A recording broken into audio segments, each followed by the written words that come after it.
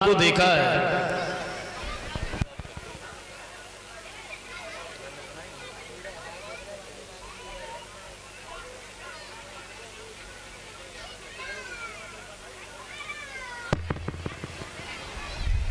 और जैसे ही भगवान को देखा है दोनों हाथ जोड़ करके प्रणाम किया।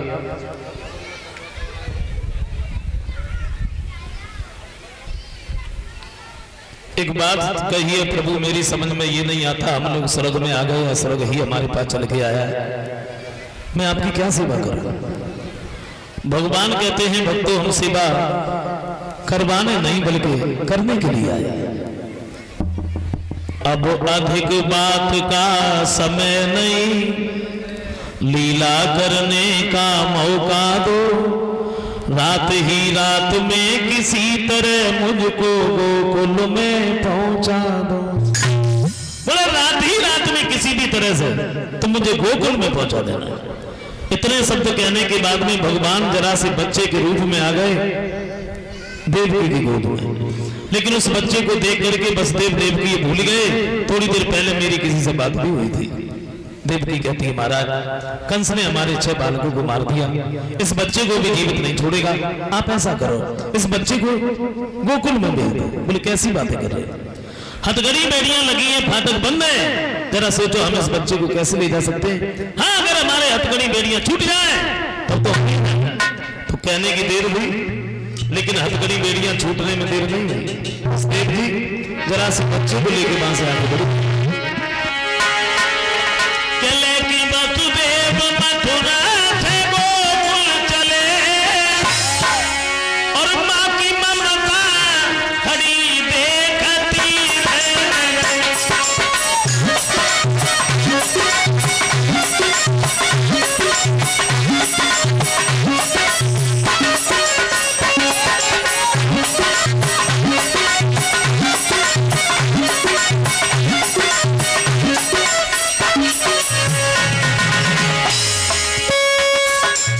वसुदेव जी जरा से बच्चे को लेके वहां से आगे बढ़े।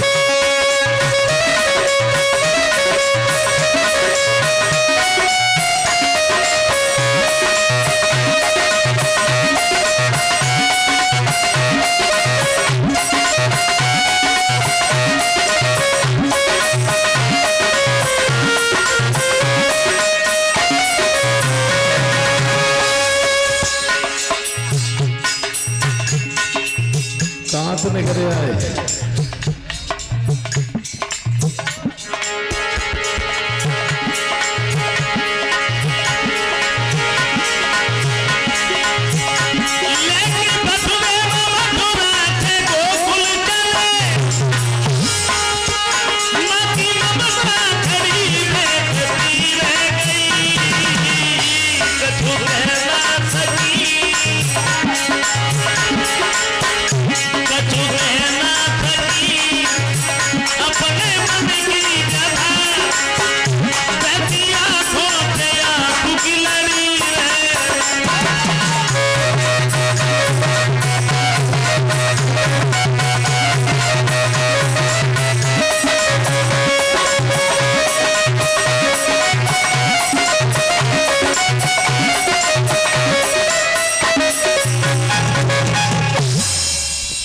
वसुदेव जी धीरे धीरे वहां से आगे बढ़े हैं।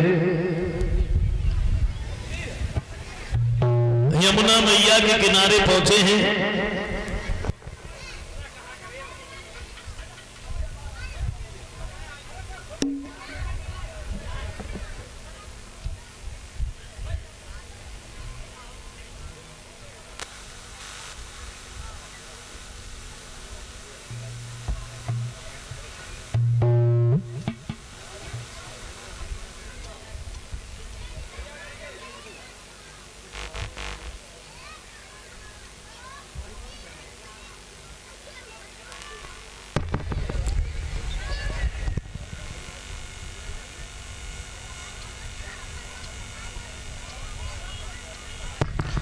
यमुना मैया के किनारे जब पहुंचे हैं, खड़ाओं को उतार करके रख दिया और यमुना मैया में जैसे पैर दिया तो यमुना ने एक बात सोची, भगवान तो हमारे नजदीक से जा रहे, अभी हमने इनके पैर नहीं छू पाए तो फिर पता नहीं कब मौका लगा। यही सोच करके यमुना जो थी ना एकदम से उफान भरती है कि चढ़ी आई जमुना, हाय चढ़ी आई जमुना, अब तो देखो तो चढ़ी आई जमुना।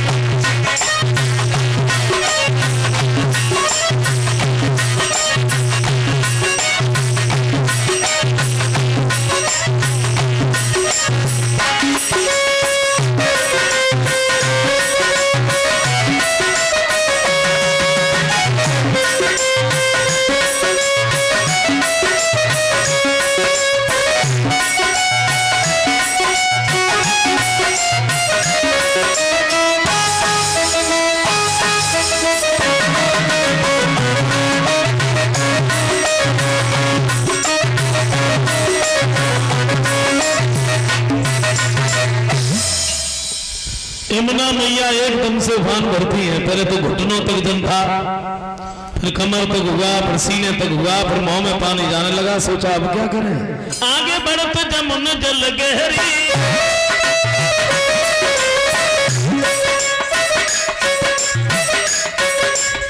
सोचा आगे बढ़ रहे हैं तो यमुना में डूब गए। चलो पीछे हटे तो कहते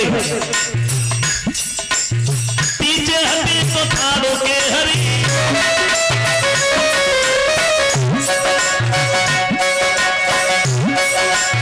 ले बचने बचने वो खुला खोया धीरे धीरे, अब तो देखो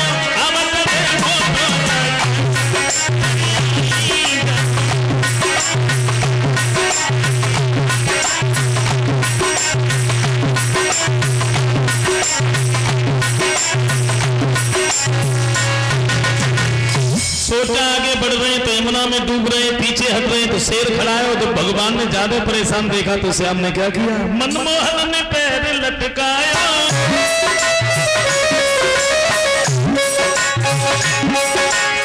यमुना मैया ने बताया, छुई की पैर पाग भाई यमुना अब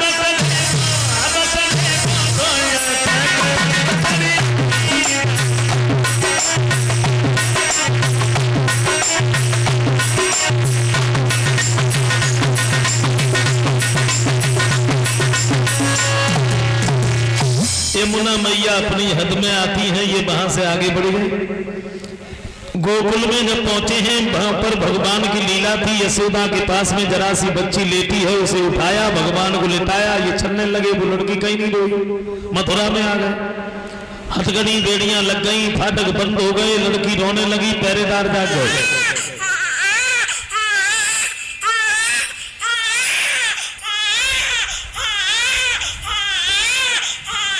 कंस को खबर दी महाराज अवतार हो गया। कंस भागा भागा चला गया।